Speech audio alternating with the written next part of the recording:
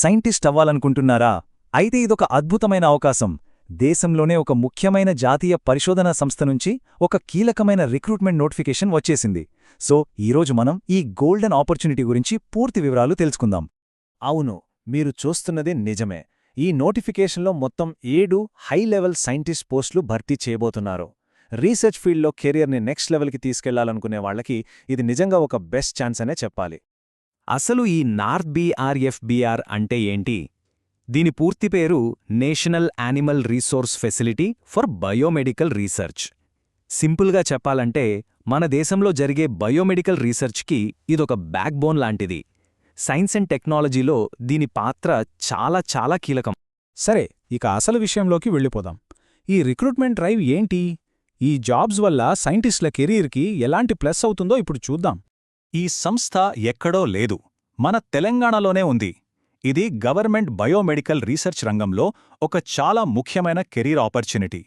దేశంలోని top research ఫెసిలిటీస్లో పనిచేయాలి అనుకునే వాళ్లకి ఇదొక గొప్ప అవకాశం.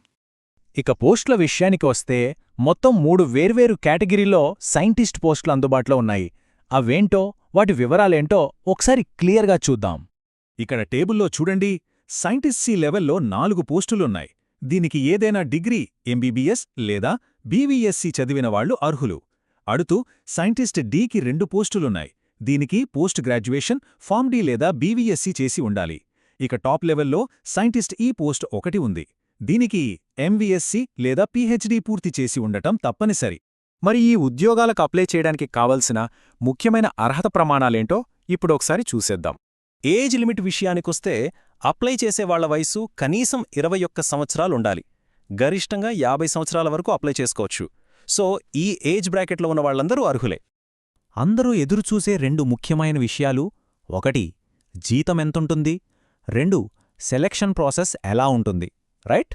ఆ వివరాలిప్పుడు తెలుసుకుందాం. వావ్, శాలరీ ప్యాకేజ్ చాలా చాలా బాగుంది. సెలెక్ట్ అయిన వాళ్లకి నెలకు మినిమం 67,700 రూపాయల నుంచి మాక్సిమం 2,15,900 రూపాయల వరకు జీతముంటుంది. దీన్ని బట్టే అర్థం చేసుకోవచ్చు ఈ పోస్టులు ఎంత బాధ్యతాయుతమైనవో. ఇక్కడొక చాలా ఇంట్రెస్టింగ్ పాయింట్ ఉంది. అదేంటంటే ఈ జాబ్స్కి ఎలాంటి రాత పరీక్ష లేదు. అవును, సెలక్షన్ ప్రాసెస్ అంతా కేవలం ఒకే ఒక్క స్టేజ్లో ఉంటుంది. అదే ఇంటర్వ్యూ. పర్ఫార్మెన్స్ని బట్టి డైరెక్ట్ సెలక్షన్ ఉంటుంది. ఇక అప్లికేషన్ ఫీజు విషయానికొస్తే ఎస్సీ, ఎస్టీ, మహిళలు, దివ్యాంగులు ఇంకా ఈడబ్ల్యూఎస్ కేటగిరీల అభ్యర్థులకు ఎలాంటి ఫీజు లేదు. మిగిలిన కేటగిరీల వాళ్లు మాత్రం 1,500 రూపాయలు ఫీజు చెల్లించాల్సుంటుంది. సరే, ఇవన్నీ చూశాక అప్లై చేయాలనిపిస్తుంది కదా. మరి ఎలా అప్లై చేయాలి?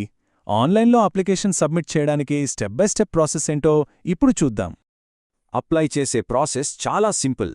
ఫస్ట్ ఎన్ఏఆర్ఎఫ్బీఆర్ అఫీషియల్ వెబ్సైట్కి వెళ్ళాలి. అక్కడ రిక్రూట్మెంట్ సెక్షన్లో సైంటిస్ట్ జాబ్స్ 2025 నోటిఫికేషన్ని వెతికి దాన్ని పూర్తిగా చదవాలి. అంతా ఓకే అనుకున్నాక అప్లై ఆన్లైన్ లింక్ మీద క్లిక్ చేసి ఫామ్లో డీటెయిల్స్ అన్నీ జాగ్రత్తగా ఫిల్ చేయాలి. ఫీజు వర్తిస్తే అది కూడా పే చేసి ఫైనల్గా ఫామ్ సబ్మిట్ చేయాలి. ఆ తర్వాత వచ్చే అప్లికేషన్ నంబర్ని మాత్రం అస్సలు మర్చిపోవద్దు. దాన్ని జాగ్రత్తగా సేవ్ చేసుకోవాలి. ఇప్పుడు అందరూ నోట్ చేసుకోవాల్సిన విషయం: డేట్స్. అప్లికేషన్స్ నవంబర్ 21, 2025న స్టార్ట్ అవుతాయి.